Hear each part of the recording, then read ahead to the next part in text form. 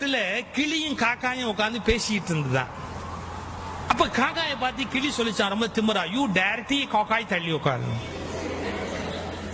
காக்கா கேட்டுதான், ஏன் இப்படி நான் இன்சல்ட் பண்றேன், நீ பிளாக் அண்ட் ஒயிட், நான் மல்டி கலர், ஏன் கலர்னா ஒசியான்னா. ஆமா, தமிழ்நாட்டில் இலவச டிவி கொடுத்த போது அவன் கலர் டிவி தான் கேட்டானே ஒழிய பிளாக் அண்ட் ஒயிட் டிவி அவன் வாங்கிட்டானா. அதனால கலருக்கு தான் மரியாதை ஜாஸ்தி, பிளாக் அண்ட் ஒயிட்னா மரியாதை இல்ல அப்படின்னு காக்காயை சொன்ன. காக்கா சொல்லிச்சு, என்னமோ தெரியலப்பா, என்ன கடவுள் படைக்கும் போது கரண்ட் கட்டா போச்சு என்னமோ, நான் கருப்பா போயிட்டேன், அது ஒரு பெரிய விஷயமா அப்படி பேசிக்கிட்டு இருக்குது காக்காயும் கிளியும். அப்ப வேட்டைக்கு வந்தான் பாருங்க, அவன் என்ன பண்ணிட்டான், நேரா வந்தவன் கபக்குன்னு கிளியை பிடிச்சிட்டான்.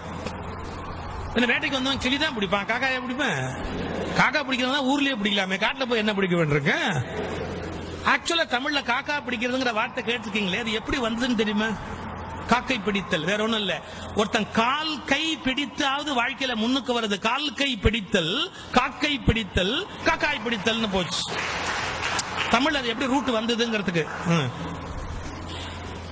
இப்ப இந்த காக்காயை விட்டுட்டு கிளிய அப்படியே லபக்குன்னு கிளிய பிடிச்சிட்டா. கிளிய பிடிச்ச உடனே நமக்கு என்ன தெரியுது? முதல் லெசன், அழகு எவ்வளவு அழகானதோ அவ்வளவு ஆபத்தானது. எவ்வளவு அழகானதோ அவ்வளவு ஆபத்தானது இல்லையா? காக்கா மாட்டிச்சு, கிளி மாட்டிச்சு. கிளிய பிடிச்ச நேரம் வீட்டுல கொண்டாந்து வச்சுக்கிட்டு அந்த கிளிக்கு பேசுறதுக்கு பழக்கிறா. இந்த காக்கா பின்னாடியே வந்து என்னன்னு பாக்குது. இந்த கிளிக்கு என்ன சொல்லி கொடுக்குறான்? குட் மார்னிங் சொல்லு அப்படி கத்து கொடுக்குறான். கிளிக்கு வரல.